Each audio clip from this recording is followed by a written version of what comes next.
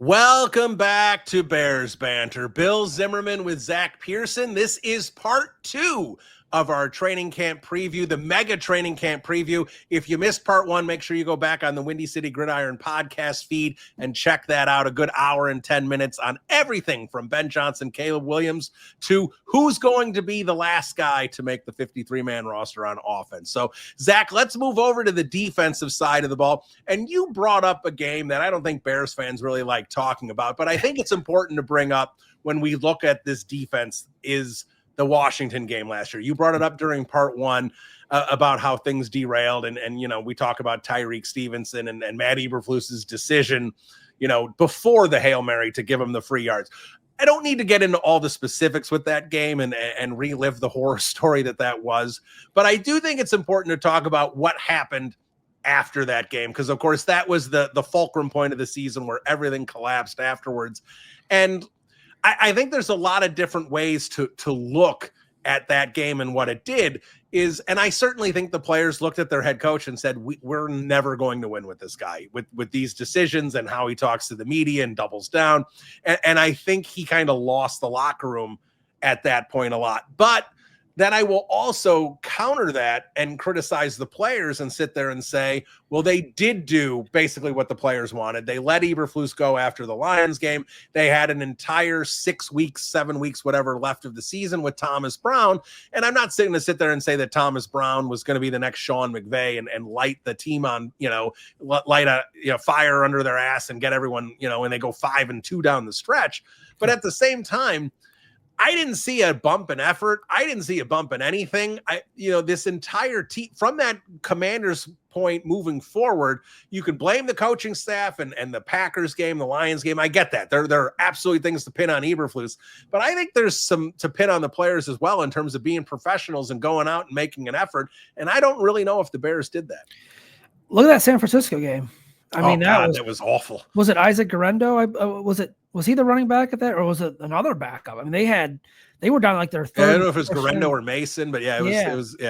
It was. I mean, that to me, that was. What was it, like 310 yards to 2 or something at some point in that first right away? Right away. I mean, just going right through that defense. To me, that's a game where, I know it was the end of the season. It was like second or third last game or whatever it was. Where you look and you're like, yeah, it's done. Like they've given up. And, they beat Green Bay. They put a lot of effort, but that's Green Bay. If that last game was someone else, okay. Like I don't think that would have, I think same thing probably would have happened where, they would have got punched in the mouth and just kind of just laid down. But you look and it just can't happen. And I get it. We talked about the DJ Moore situation with the frustrations and still a professional. You still have to go out there and do your job. But it also spoke to just how bad everything was and the culture and just how it all went downhill and, players speaking out in the media and, you got guys like Mercedes Lewis who pretty much and Keenan Allen, throwing the coaches under the bus and saying this stuff wasn't right on the offensive side. Defensive side, to me, felt a little more quiet. Jaylen Johnson had a couple interesting comments about the whole Tyrique Stevenson thing, and he had his back, but also was kind of alluding to, you got to do your job. You got to be professional. You got to own up to it. And, for as bad as it was for Tyrique Stevenson, he did own up to it in a way and did talk to the team, but that stuff just can't happen. And I think this year, Dennis Allen is not going to let that happen. That stuff happens under Dennis Allen. That's just not going to fly. So I think they're in a better spot this year with that. I think they got the right guys in there. You bring in a veteran like Grady Jarrett, who's not going to let stuff like that happen. Jaquan Brisker is back. He's kind of more of a little bit of a locker room leader. So yeah, that stuff last year was just really ugly. And it just kind of spoke to, what maybe people didn't see behind the scenes. I'm fortunate enough to be able to go in that locker room a couple of times a week. And it felt like a funeral almost every week after that Washington game. It just felt like no one wanted to talk. The answers you were getting outside of a few guys were just, all right, I got to fulfill my availability and get through this. So it was, like I say, it felt like a funeral last year. It was just really bleak and grim. Yeah, no, it was. I can only imagine what it was like being in that locker room week in and week out, because just watching it from afar was was tough. Just seeing, like, like you said, everyone was basically depressed every week. Go before games, forget after games after they lost. Like, it was just a really bad headspace to be in. And I think, you bring up Dennis Allen, and I think that's a great place to start, because we'll get into his defense and what he wants to accomplish. But the other thing I really like about Dennis Allen, and this is going to sound weird to say, is that he's a failed head coach twice. And here's why I say failed, is why that's good. Well, one, he does have head coach experience. That's going to help Ben Johnson as Ben Johnson learns to be a head coach. Even if it didn't work out, he still learned things along the way. But two, Dennis Allen is not going to be a hot commodity in terms of getting an opportunity to become a head coach. Very rarely do guys get a third opportunity after two head coaching gigs didn't go well. And with the Raiders and the Saints, neither one went particularly well. That's not to say if Dennis Allen doesn't build an elite defense that's top 3 in the league for 4 or 5 years, he can't get an opportunity. But he's not going to get an opportunity in 2026 or 2027. Dennis Allen, if Ben Johnson's the guy here for the next 8 to 10 years, Dennis Allen, if his defense is working well, may be the guy here alongside Ben Johnson for 8 to 10 years. He may not get that opportunity, like Steve Spagnuolo in Kansas City. Like, he's there and just running a really good defense because his head coaching jobs didn't work out. So the idea of having the play caller on offense, that's the head coach, who's going to stick around, so you don't have revolving offensive coordinators, because Caleb Williams is great and the offense, has to get a new OC every couple of years because of a defensive minded head coach. But at the same time, I do think they can have stability on defense as well, because they don't have that, Brandon Staley type guy who was, going to come up and get a head coaching job. Those kind of guys, Mike McDonald, these hot defensive coordinators that eventually get hired. Dennis Allen is the kind of guy, this could be the pairing, Ben Johnson's offense and Dennis Allen's defense, for several years in Chicago. Yeah, it's not going to be like a Vic Fangio situation after 2018, where he's finally getting a shot. Like you said, he's had a couple chances, and it feels like, this is like a great situation for him to be in. You're probably more worried about losing someone like Al Harris or someone like Antoine Randall, guys like that on your defense and offense. But I think it's a great situation for Dennis Allen. Like, not only does he bring some head coaching experience to a guy who's a first-time head coach who can, and it's not like Dennis Allen's telling him, oh, hey, you got to do this. It's, if Ben Johnson, there's a situation that arises, or planning the pregame, the strategy against the opponents, and what should I do, challenges and things like that.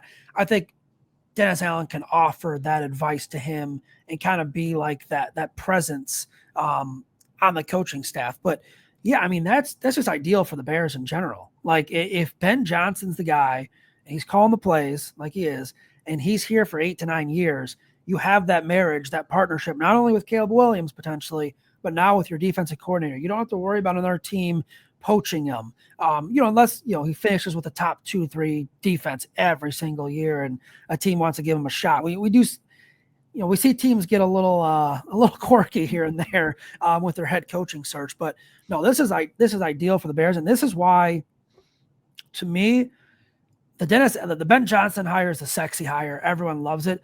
The Dennis Allen hire is just very underrated. It doesn't get talked about enough, man. Yeah, I love it. For a team that, like, we saw. We talked about what happened last year. The year before, and the year before that, at least Matt Eberflus kind of had a sense of his defense and had them playing well at times and kept them in games.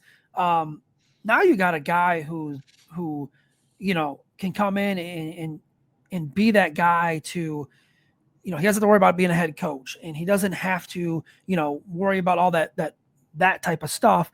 He can focus on his defense. He can get these guys to the next level. And really, he's got a talented unit, especially with that secondary right now. So, I loved this hire from the Bears. It was probably one of my favorite hires. Yeah, I love it too. I think it's going to do great things for this team. And here's the one thing that I think fans are going to love. If they haven't really watched Dennis Allen defenses, this is going to look different. It's going to be something that the Bears haven't seen basically since Fangio, in terms of having that aggressiveness that when Fangio left, Pagano didn't have that same aggressiveness, and these other defensive coordinators since haven't had it. Matt Eberflus is a good defensive coordinator. He's going to do a fine job in Dallas. I'm sure he did a fine job in Indianapolis. He just didn't have it as a head coach. But Matt Eberflus was not an aggressive defensive coordinator. There wasn't a high blitz rate. He didn't generate a lot of pressure. I know a lot of Bears fans pulled out their hair. Everyone's got a bigger bald spot thanks to Matt Eberflus sitting in soft zones on third and long and giving up first downs on 3rd and 12 against the Packers. Like we all saw it. We were all frustrated with it. That's not Dennis Allen. Dennis Allen likes to get up at the line of scrimmage. He likes the secondary to be aggressive. He's not a big blitzer, but he does a lot of stunts and twists and stuff up front. He tries to generate pressure. To me, Dennis Allen is a guy who kind of mirrors Ben Johnson's mentality on offense, where I think, we're going to see Ben Johnson probably going for it on 4th down like Dan Campbell did. He's going to do more aggressive things offensively, some trick plays to try and catch the defense off guards. I think we're going to see similar things from Dennis Allen, where he's going to be aggressive. He's going to try and, make negative plays that is going to blow up a drive or get turnovers or get sacks or whatever, create pressures, whatever it might be. I think Dennis Allen's mentality on defense is going to be a lot different than what Matt Eberflus brought. Yeah, I mean, go back to when Tom Brady was a Tampa Bay Buccaneer, and go back and look what Dennis Allen did and the looks he gave him. Someone wrote a fascinating article on it. I gotta find it again and give the credit to it, but it was a look at how Dennis Allen coached against Tom Brady and how he coached against other people, and with the blitzes and the disguises and the looks and sitting in just man-to-man coverage. And it worked most of the time. And Tampa Bay beat him in the playoffs that one year, but it was a close game. And it wasn't easy. They made life hell on Tom Brady. And I think that's what you're going to see from Dennis Allen. You're going to see that some type of aggressiveness. You're going to see guys in different spots. He's going to lean on his secondary, that man-to-man, and he wants them to play physical. I think he's got a good defensive backs coach in Al Harris that has the same philosophy. Honestly, man, it feels like sky is the limit for this defense. It feels like they had so much untapped potential, and they had so many good pieces. They just never reached it. I feel like Dennis Allen's probably the perfect guy that can get them back to an elite defense. Maybe as early as this year, honestly. Yeah, no, I think the potential's there. And like you talked about, it starts with that secondary. So let's begin with the secondary as we kind of break down this defensive unit. Let's talk cornerback, since we were talking Tyrique Stevenson earlier. This is a huge year for Tyrique Stevenson. Yeah. Obviously, I mean, he's going to be extension eligible a year from now. I don't know if that's something the Bears are going to want to do. I think a lot will depend on how he plays this season. We know he had issues, not just the Hail Mary against the Commanders, but there were some other things. Did a little nasty thing to Jamison Williams on the sidelines in the Detroit game. I forgot about that. Yeah, like there were some decisions from Tyrique Stevenson last year that weren't great. We saw him starting to split time with Terrell Smith after those issues. So this is a big year for Tyrique Stevenson, who I do think his play style should fit better in Dennis Allen's defense. So hopefully that gives him a boost there. But I think this seat, when I say CB2, Kyler Gordon's already on the field as a nickel. So, don't think I'm discounting him. The CB2, I think, could be interesting, where Terrell Smith, like, he's, I think, better than a lot of people give him credit for. His PFF grades are always really well, which to me is very Adrian Amos-like, where doesn't make a lot of big plays, but also doesn't screw up very often. He's kind of in the right place at the right time, which gets you a really good PFF grade. So I do think it's a little swollen in terms of what the grade is compared to who he is as a player, but he's a solid player. But again, I don't know if he's going to fit as well in Dennis Allen's defense as Tyrique Stevenson. I think it's going to be interesting to see who's lining up opposite Jaylen Johnson, and if it's 100% Tyrique or if Smith's got a shot to win the job. Yeah, I mean, so far in the offseason, Jaylen Johnson missed a day or two of the voluntary stuff, and Terrell Smith had an injury, so he wasn't really out there much. I'd lean Tyrique Stevenson right now. They love him. Al Harris loves him. They had him in for a visit in Dallas. Spoke very highly of him. Kind of felt like he was the type of guy that would fit in their defense there, the aggressive style, the man-to-man. And Tyrique said it when we got to talk to him about, like, Dennis Allen lets us play our style. This is how we go make our money. It's how a defensive back makes his money, is when it's man-to-man coverage. Right. So Tyrique loves that. Yeah, I would lean Tyrique right now. But Terrell Smith, for me, still has a lot of that potential. And I still think we've seen it fully maximized yet, whether it's an injury or playing time or just, being behind Jaylen Johnson and being behind Tyrique Stevenson on the depth chart. But he's made plays. He doesn't get beat often. And it's a different style to me than Tyrique Stevenson is. He's obviously faster than Tyrique Stevenson. He's got that speed that was touted as a rookie, but it will be a little bit of a fascinating battle to watch in camp. I'd probably handicap it as Stevenson's got the upper hand right now. But I could also see a scenario kind of like we saw last year, and last year's was maybe more of what Stevenson did in that Washington game and in the antics after that, where we got to see, a little bit more Terrell Smith. But I could see a scenario where they do split some time, or Smith is just too good to kind of keep off the field. You got to get him a couple reps in there as well. Yeah, and look, and Jaylen Johnson, we know he's gonna be really good on the other side, which is obviously a huge boost. Top 10 corner in the league, probably top 5 corner in the league. He's been excellent the last couple of years, but he does have some injury issues in his past. He's got the shoulder issue, he's got things like that. So even if Tyrique Stevenson is the guy who wins the job, having Smith behind them, where if Tyrique does have a mental block and needs to take a seat, you have Smith who can come in. If Jaylen does miss a couple games with something that gets banged up, having the depth of Smith being able to kind of be the backup boundary corner there, I think is a tremendous asset. Oh yeah, 100% too. If someone like that goes down, to have that's very valuable. And who knows, maybe Smith shows out in camp or has a big preseason, or plays well enough in the regular season. Like I said, you can't keep him off the field. He's too good. Maybe he overtakes that job. But they got depth. That secondary's got some good depth, especially at the cornerback position. And if you needed to, Kyler Gordon can slot out sometimes outside if you want. But he's obviously your primary nickel. They have Josh Blackwell as well, who's been solid when asked to come in a pinch and play in that nickel or play different spots. So they're in a good spot. Not only, we talked about in that offensive line how the starters are really good and the depth is bad. I think with this, the starters are really good, and I think the depth is pretty damn good for the Bears too, considering what they have. And if Terrell Smith beats out Tyrique Stevenson, you still have a capable. Oh, that's a great backup. Yeah, right? So they're in a really good spot. Dennis Allen has to be really liking what he's gotten. They also have a rookie that they're trying to develop as well. So, yeah, it's a good spot to be in right now. Yeah, no, I love the secondary. Like you said, Josh Blackwell, when he's had to come in at nickel, has done a really, I mean, he's a good special teams player, but, has done a really good job at nickel as well. And, I think we should talk about Kyler Gordon for a minute, because he just got the extension. He's going to be a part of this defense moving forward. And look, I love what Kyler Gordon brings. I think he's a lot of fun. You can utilize him. He has a Swiss Army knife. You can use him a lot of different ways. And I do think Matt Eberflus did a good job of utilizing him in that way. So that's not a knock on Eberflus.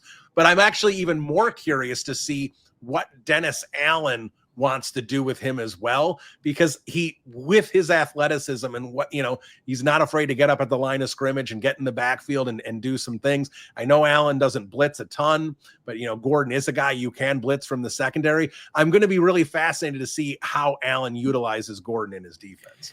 It kind of feels like Kyler Gordon just doesn't get talked about enough nationally for how good he's been and how he's gotten better each year. And now, he got paid, he got the deal.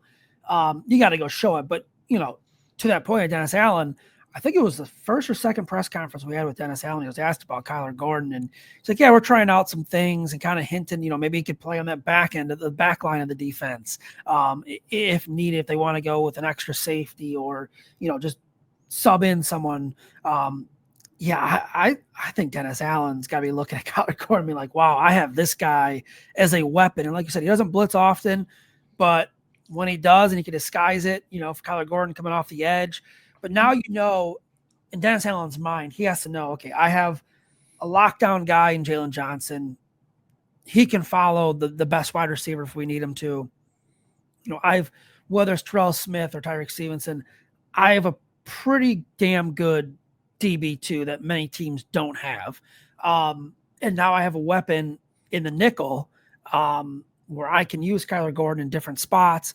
So, yeah, I mean, excuse me, the strength of that secondary, or the secondary is obviously the strength of the defense, but having a player like Kyler Gordon, you can move around, you can do different things with it, is definitely a bonus for Dennis Allen. And I'm kind of curious to see what kind of looks he gives with Kyler Gordon. If he does try, maybe he wants to move him back, bring on an extra safety, instead of a linebacker, or depending on what packages they're in, how he kind of utilizes Kyler Gordon. Because I just think he's too good to have him off the field for extended time or different plays, if that makes sense. Yeah, absolutely it does. And let's talk about the safety position. I think this one's, interesting mostly because of Jaquan Brisker. I mean, Kevin Byard, it's interesting to note that all 4 of the top safeties are all free agents at the end of this year. So the safety position is really interesting here with not just Brisker and Byard, but the guys behind him with Hicks and Owens as well. Yep.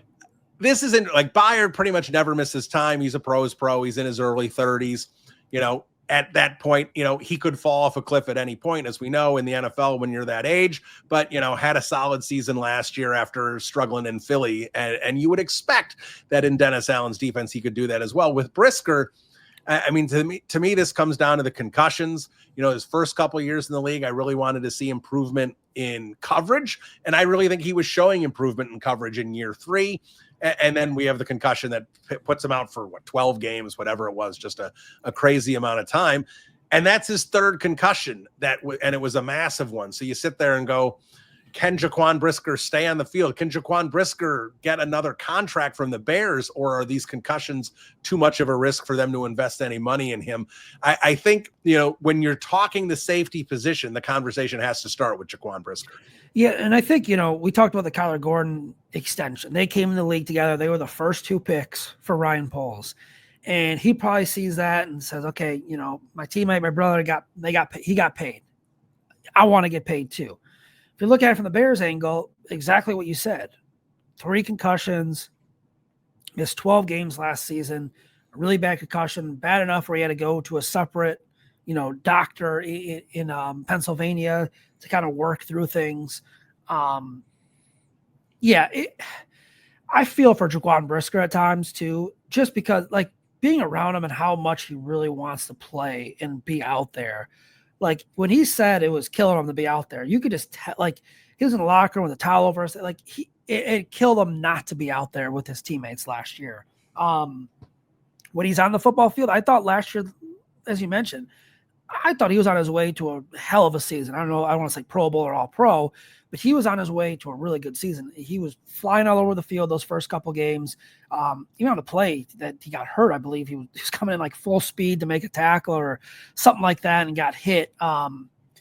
He's got to get better in the coverage. We know what he can do in the box if he's got to come up and run support and things like that. He's a hard hitter, but he's got to stay healthy. The concussion thing really worries me. And obviously, if you can't stay healthy, you're not going to get a contract beyond this year. But so far in the offseason, for what I've seen, look him in OTAs, he's the same type of guy that we saw going into last year. He's a quote unquote, glue guy where he kind of gets the guys to rally around him. He's a leader on that defense. He's going to talk trash. He's going to let you know. He's going to do his hand thing that he does, wave him in the air. But he doesn't look like he lost a step at all. He kind of looks like that guy we saw the first couple games last year. And I think this could be a motivating year for him. He's got a lot to play for. A second contract to prove everyone wrong. He'll tell you he's got all the doubters. He's got them saved and all that. So, yeah, he's got definitely a lot to play for this year. All right, let me ask you this one. I just thought of it, and I'm curious to get your opinion. Yeah. It can be, 1 year, $3 million. It doesn't have to be a big contract. Of the 4 safeties, if Zack Pearson was betting on one of them to be back, who is most likely to be back next year? Like I said, Elijah Hicks, Jonathan Owens, and the 2 starters are all free agents. You got Brisker's health, you got Byard's age, then you got backup level players behind him. Who are you most confident will be a Bear in 2026? Or you could say none of them. Honest, I would lean towards none. I think honestly it'd be Kevin Byard like a 1-year deal, maybe a 2-year deal. But he's getting up there in age. With Jaquan, I mean, if he's healthy, it's Jaquan coming back, maybe a 1 or 2 year deal. He's got to stay healthy and he's got to prove it. Because I do think Ryan Poles really likes him. I think there's that connection. And, I hate to say it, but like there is that connection of being one of the first draft picks. And like you want, in a way, Ryan Poles wants to prove, look, I made 2 really good picks right away. Let's forget about the 3rd pick I made in that draft. He's not even on the team anymore. No, I don't even know. I don't know where he's at. But yeah, I think there's that type of feeling for Ryan Poles. Like, I don't want to, say oh, he's trying to prove everyone wrong just by signing him. But if he stays healthy, it'd be Jaquan. But if I had to bet right now, it's probably Kevin Byard, just because I could see this defense having a big year and him sticking around. I don't think he's at the point of his career where he wants to go and change locations again and chase it. I mean, if he could get a big contract, he probably will. But I think he's at a point in his career where he feels like if he's in a place where they're building something special, he would want to stay in that spot. All right. I like that answer. Yeah. Let's move over to the linebacker position. I think this one is interesting. TJ Edwards, of course, gets an extension. I was a little bit of a critic of it because I thought TJ's play kind of faded in November and December last year. But, to Bears fans' credits who came back at me, they're like, the entire defense stunk. You can't just blame him. My thought would be, well, let's make sure TJ Edwards bounces back, maybe extend him in October, November of this year. But regardless, TJ Edwards has been extended. He's going to be here at least a couple more years. Tremaine Edmonds, this is a huge year for him. The Bears can get out of that contract after this year. And to me, for the Bears not to want to get out of this contract, like he is going to, not Pro Bowl, he's going to have to be at an all-pro level. I just don't see that this year. So I think the top 2 guys, it's interesting to see how that dynamic plays out. But I also think it's interesting, who is the 3rd linebacker on this team? Who's going to be in base packages? I know they're going to be in nickel mostly. Are they going to go with Ruben Hippolyte? Is it going to be Noah Sewell? They didn't make much of an investment there in the 3rd linebacker position. So kind of an interesting group here with a few question marks. And they let a linebacker go. A linebacker who also played on special teams, Jack Sanborn, who's now in Dallas with Matt Eberflus. It was actually funny. I was at NASCAR, and all 3 linebackers were at the NASCAR race. It was TJ Edwards, Jack Sanborn was there, and Tremaine Edmonds was walking around there. So that was actually kind of funny. But I agree with Edmonds. It's got to be an all-pro year. Just because of the money you can get and save for the cap, he's got to have an all-pro year. I was a little surprised at the TJ Edwards extension. I'm pretty sure you were as well, where we saw kind of the rumors and reports like, he could be the next guy. I thought maybe you test it out, give him a couple games, sign him in season, maybe right before the season even. But for it to be done that early, that was a little surprising to me. But now, very likely it's going to be Tremaine Edmonds' last year here in Chicago. It just, to me, it hasn't worked out how the Bears envisioned it to, especially with the timing of the whole Roquan Smith thing. And that's a different argument for a different day.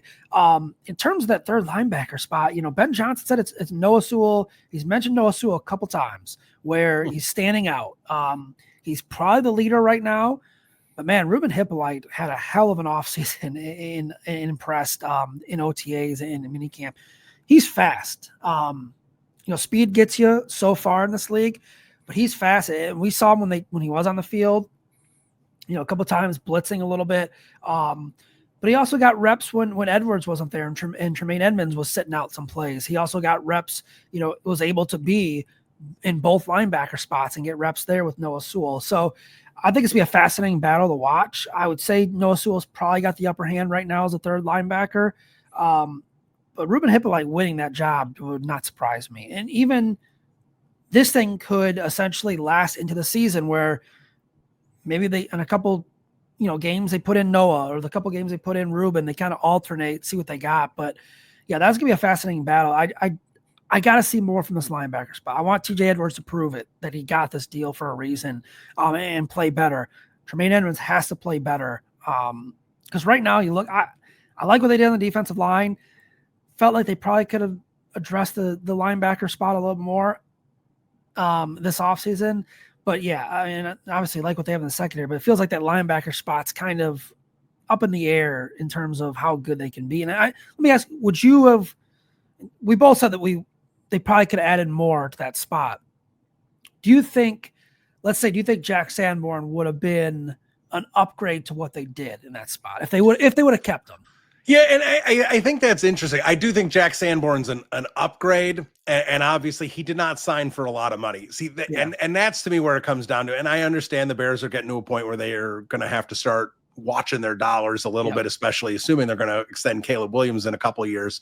But I look at it and go, Sanborn was such a good third linebacker. Yes. And you can say he had issues in coverage and everything, but the man had good instincts. He had a good nose for the football.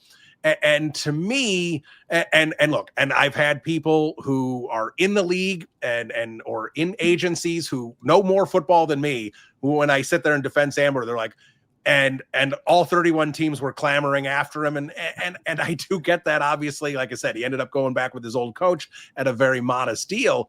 But I'd sit there and be like, keep that guy around, because if Edmonds goes down, if Edwards goes down, you know he can fill in. You know, when you're in base packages, $3 million for a 1-year deal, whatever it might have been, I think it would have made sense to keep Sanborn, because I get the Ruben Hoopolite jokes in terms of when he was picked and they may have overdrafted him.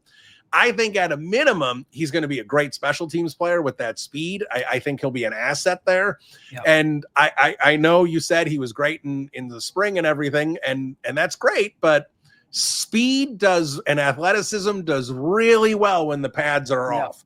When the pads come on and Joe Tooney's getting, on that second level, can you get off that block and get over and make the play? Yeah. And that's where I have questions about Hippolyte, where I think maybe it would have made sense to keep Sanborn one more year. Speed can only get you so far. Like you said, I mean, you can be the fastest player, but we've seen it with wide receivers. If you can't catch, you're not going to last long in this league. Same with running backs. Tyler Scott. Yeah, I mean, and same with running backs too, and all the positions. So yeah, I'm in agreement with you. Like, it wasn't like, it's a good point.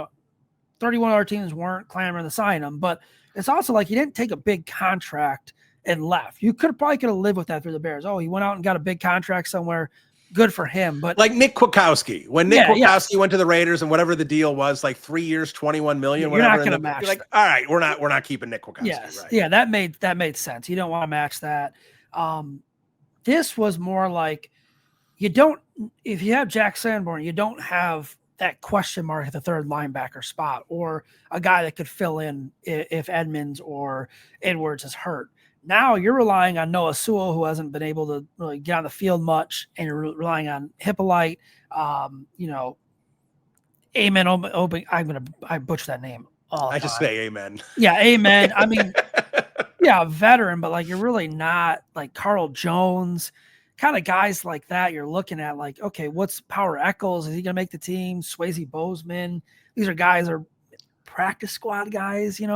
It's they're in a spot where if one of those linebackers goes down, they really need Noah Sewell or something to show this potential this year. Yeah, and that's my big concern with that group is, if it's Edmonds and Edwards and they play 17 games and Sewell or Hippolyte get out there, for 10 snaps a game when they're not in nickel, great. But if one of those guys goes down for 4 or 5 games, do they have a linebacker who can sit there and be a, replacement level? I just don't know if they have. I don't think they do. I'd be shocked. It would be nice if one of them developed and like, even with like Hippolyte, it's a developmental guy, essentially. You know what I mean? Like, yep. Sure, you want him to come in and play well right away, but like if he takes a year or two, that's kind of the expectations in my eyes right now. Yeah, no, I agree with that. All right, let's finish on the defensive side of the ball with the defensive line. Let's kind of talk interior and then talk edge and not lump everyone together. Otherwise, it's kind of overwhelming. So let's start with the interior here, because when I do the training camp battle series, I went back and looked at what I did last year. And one of the training camp battles I had was the third defensive tackle on the team. And it was between Zach Pickens and Randolph, the UDFA from Illinois. Yeah. And I kind of sat there and I was like, oh my God. Like, and at the time of the article, I was like, this isn't great that this is your third defensive tackle. And we're looking back a year from now, it'd be like, how did we not know this team was going 5-12? Right. situation. But the fact is now the depth across the interior is fantastic. And I don't even know who's going to be the starting, group here between Billings, Dexter, and Jarrett. Obviously, only two of them are going to be starting. Whoever the third guy is, I think is great. I think you're in a position here where you can reduce snap counts for everybody and really get a wave. Obviously, they have the second round pick with Turner and what he can bring to the table as well. I mean, little bit of a loose cannon there, but shows a lot of talent on tape as well. And now suddenly, where Zach Pickens was battling for the third defensive tackle spot last year, he's battling for a roster spot this year because even guys like Ford and Chris Williams behind these guys, are decent depth pieces as well. So edge definitely shallower in the depth range there. But talking about the interior defensive line, this looks like could be a really good unit. We talked about the strength of the secondary. I think this interior defensive line is also a really big strength of this unit. Yeah, I'm more confident in that unit than I am on the edge. Like the Bears are going to have to get after the quarterback. Like they just really struggled last year. And you looked, and especially the interior, when Andrew Billings went down, it was defenses. All right, they collapsed. Yeah, I mean, Gervon Dexter really couldn't do much. I think Byron Cowart had like 4 sacks, but that was like a surprise when Andrew Billings went down. Yeah, I really like what they did, man. I love the Turner pick. I like the Grady Jarrett signing. I think they have good depth. And like you said, we don't know who's going to start.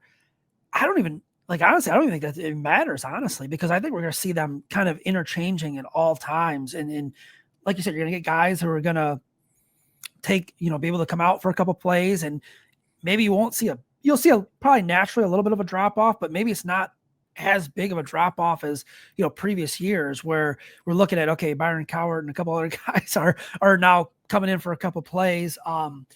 Yeah, I mean, their depth is good. And with Zach Pickens, I mean, it's big training camp for him. He's probably, I'd lean right now, probably not going to make the roster if I were to do my projection right now. But yeah, and I'm curious, where do they line up Gervon Dexter? Who do they pair him with? Does it matter? Do they like him with Grady Jarrett? Do they like him with Andrew Billings? Who gets the reps between him and Shamar Turner? It's going to be pretty fascinating to see on that interior. I think they improved. I'm glad they improved on the interior offensive line. I'm very glad they improved on the interior defensive line as well. Yeah, and that's the one thing, like you're talking about the depth. The fourth quarter is if you've got defensive linemen out there for 85% of the snaps, they have nothing in their legs in the fourth quarter. Yeah. But if you've got, Jarrett at 60%, Dexter at 60%, Billings at 50%, Turner at 40%. I don't even know if that works out. I didn't do the math in my head. But like if you've got guys that low, they're going to have fresh legs in the fourth quarter when that offensive line is going to try and, establish the run and try and wear you down defensively and get first downs and win the game. Your defensive line is still going to be able to battle that offensive line and keep that running game down and do what you need to do. So like you said, they're going to have to get some pressure from the edge. We'll talk about it here in a second, but the guys they have on the interior, I think are going to be able to do what they need to do to stop the run and be able to disrupt the passing game. I think those top 4 guys they have, and like you said, if you're getting Chris Williams or Ford or any of these guys out there for a few snaps a game, that's fine. When you have, assuming Turner's pretty good, and I think he will be. I think he'll be pretty good as a rookie as well.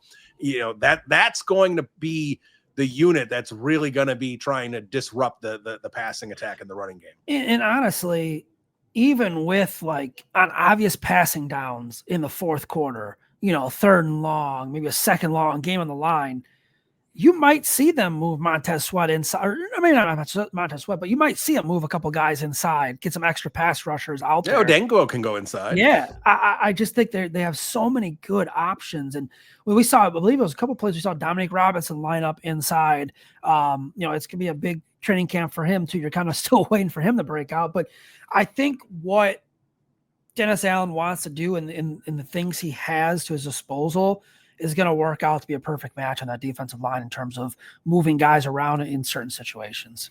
All right, so let's wrap up here with the edge, and I want to kind of get your general prediction for the season. But let's talk about the edge position here, because I know in the part one, we talked a little bit about, if something like Kenneth Walker, if that's possible in terms of making an addition on offense. I think if the Bears make a training camp addition, I think most likely it would be at edge where, there's always a few veteran edge guys sitting around in August, Zadarius Smith is still available, for example. Like those type of guys, I think could make sense to add a third edge to the group, because obviously they're going to go with Odangbo. Obviously, big year for Montes Sweat as well, trying to bounce back from his injury-riddled season where he did not have the same impact last year as he did in 2023. Yeah. But Austin Booker, is this guy going to be able to be a reliable third edge, where if he is, then maybe you don't need an addition? But I do wonder, based on where he was last year, if he's going to be able to take enough steps forward to be that guy this year. Is he better off as the team's fourth edge? Hardy, I know, did some nice special teams things last year. You talk about Dom Rob. I've kind of given up on Dom Rob.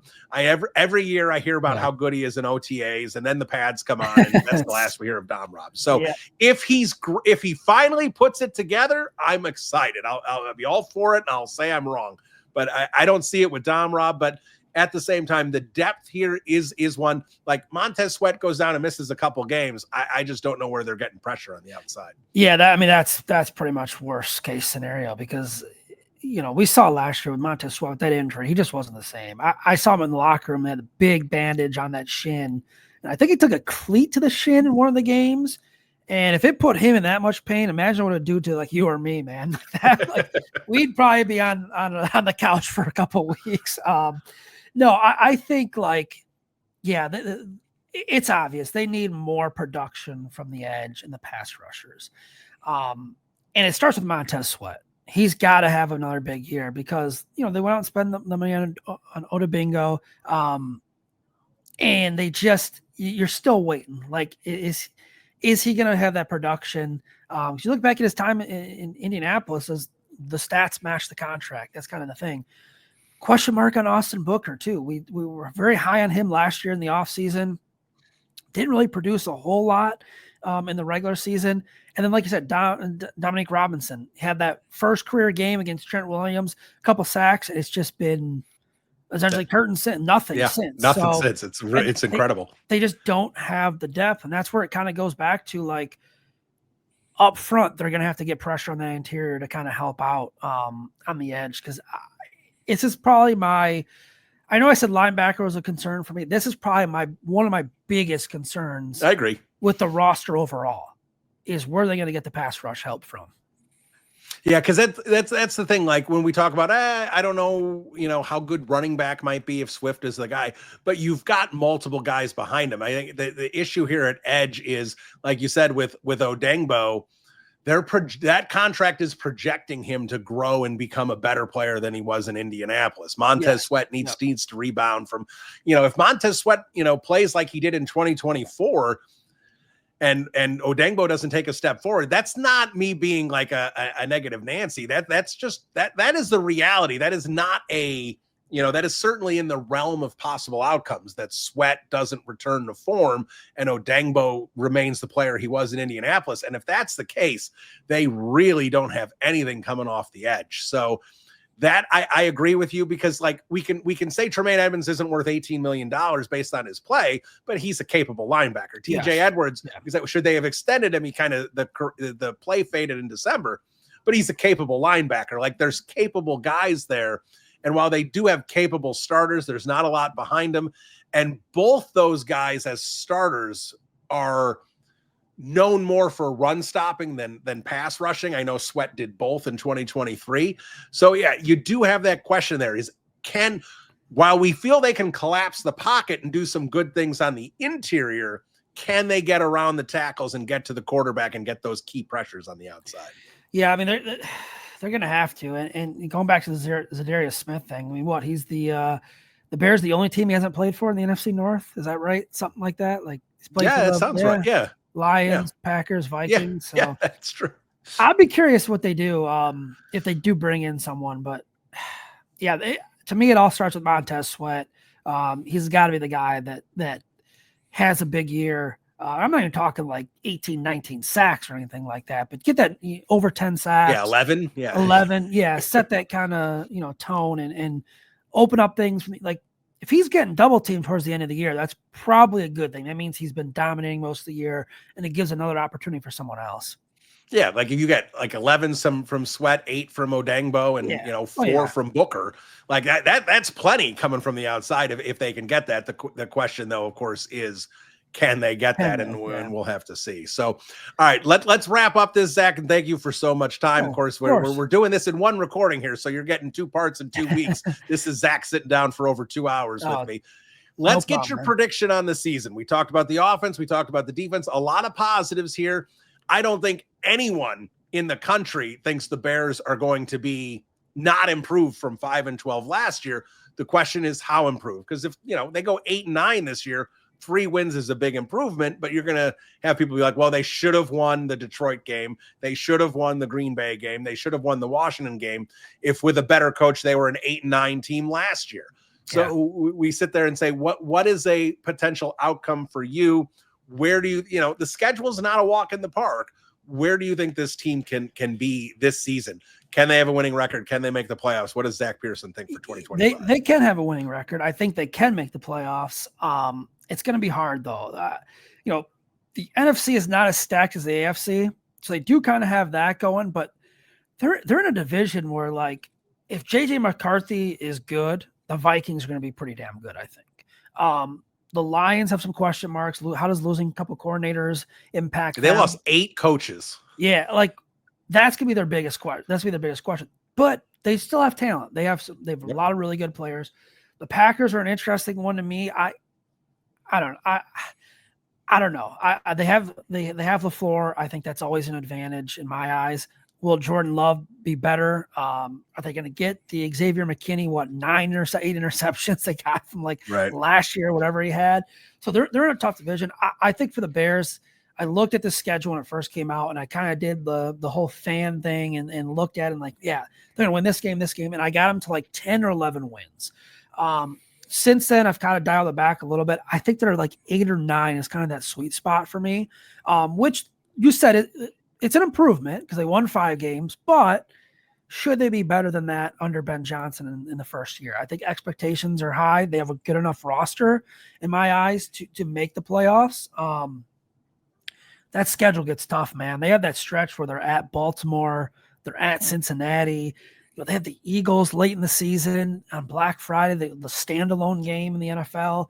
That's tough. They got to get out to a good start. They have, I think the first 4 or 5 in my eyes are very, very winnable, all of them. If they could get 4-1 in that stretch, I'd even take a 3-2 to kind of start off. But I am right now 8 to 9 wins is probably where I have them.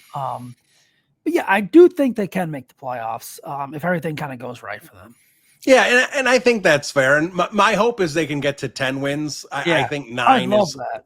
I think 9 is very probable. I think, look, if they go 8-9, I think be like, oh, that was an improvement and probably things are headed in the right direction. But if fans are disappointed because they had bigger expectations, I think that's totally fair.